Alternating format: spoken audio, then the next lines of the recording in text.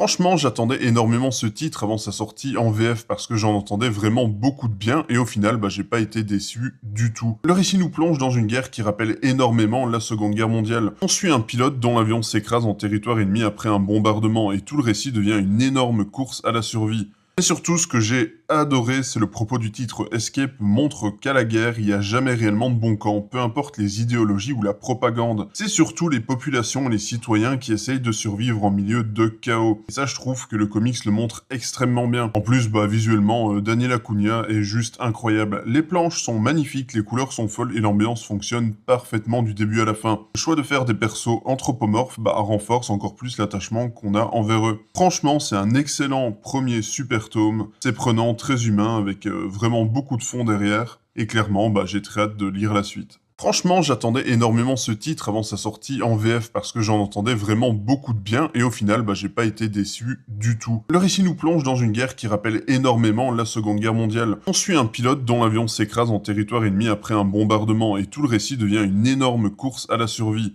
Et surtout, ce que j'ai adoré, c'est le propos du titre. Escape montre qu'à la guerre, il n'y a jamais réellement de bon camp, peu importe les idéologies ou la propagande. C'est surtout les populations et les citoyens qui essayent de survivre en milieu de chaos. Et ça, je trouve que le comics le montre extrêmement bien. En plus, visuellement, Daniel Acuna est juste incroyable. Les planches sont magnifiques, les couleurs sont folles et l'ambiance fonctionne parfaitement du début à la fin. Le choix de faire des persos anthropomorphes renforce encore plus l'attachement qu'on a envers eux. Franchement, c'est un excellent premier super tome. C'est prenant, très humain, avec vraiment beaucoup de fond derrière. Et clairement, j'ai très hâte de lire la suite.